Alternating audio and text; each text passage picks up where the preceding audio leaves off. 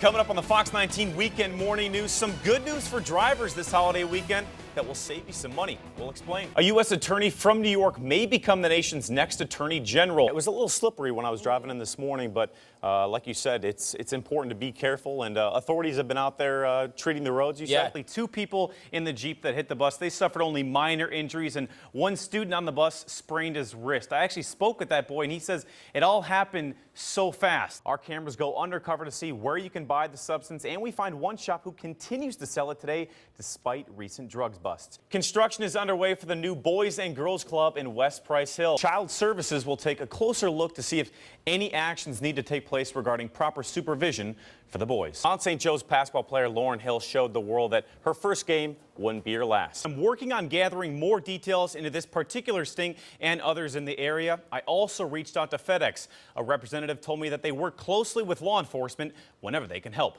Now, a handful of states ban the sale of kratom because it includes illegal synthetic cannabinoids as ingredients. Thousands of people are up this morning walking to support veterans. More than 200 people rallied outside Beaver Creek Walmart. That's where police shot and killed a man earlier this month. That southbound traffic was still moving and people were crossing over. I took a few pictures and posted them to Twitter. Well, it's that time of year for all things Christmas. We love Christmas. We do. Puts you in a good mood. Yeah, it does. And the Christmas music on the radio. Love it. Nothing beats it.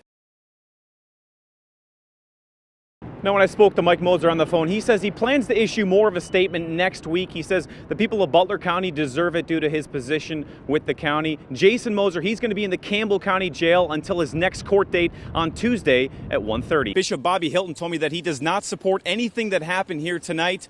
And some of the protesters say, hey, they're going to continue doing this in other cities. But so far, like I said, about 10 citations, 10 arrests at this point, but no violent acts from what we've seen.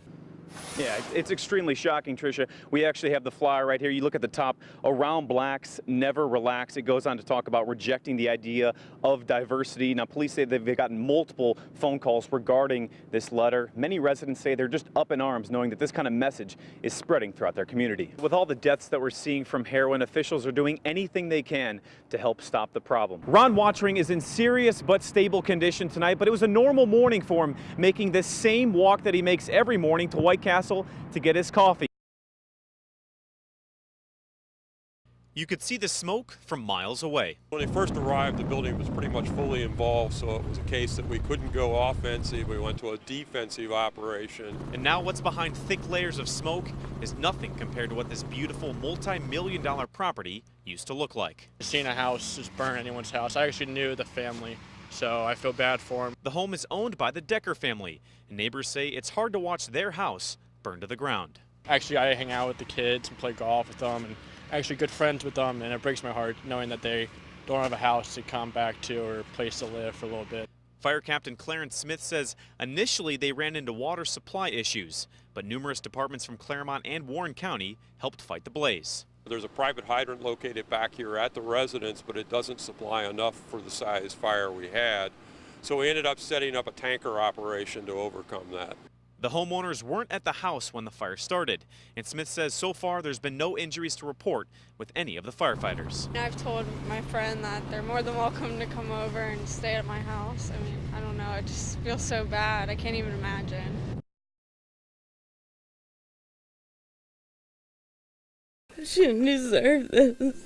Family members packed the room today to remember 20-year-old Deasia Sims. A missing persons report outlines that Sims told her mother she was going to her cousin's house late last week, but the cousin says Deasia never showed up.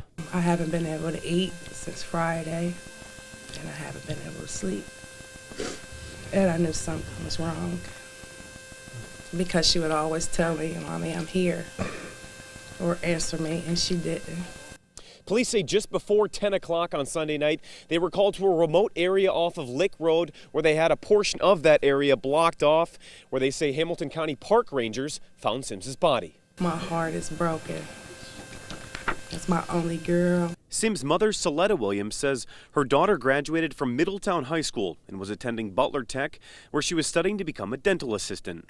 She was not a bad girl, did not deserve this, never got in trouble, nothing. And she graduated from school, was in college. She's a beautiful girl. Although police are still investigating the circumstances behind Sims's death, family members want answers. Now, I have an idea who done this to my child, and I'm not going to stop until justice is served.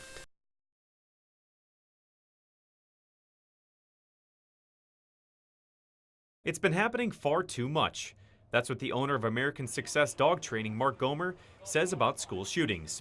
So he's using man's best friend to help put an end to the violence. It's been proven with the police dogs, over the years going in to visit schools and, doing searches and that kind of thing, that it's a big deterrent.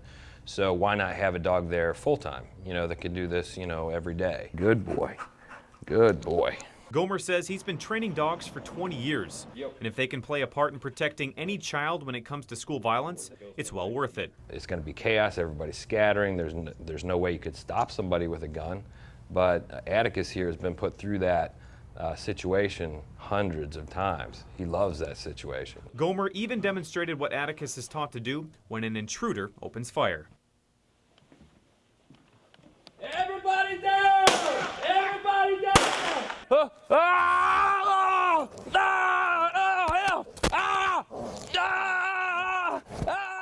Gomer stresses that Atticus is on a leash throughout the duration of the day.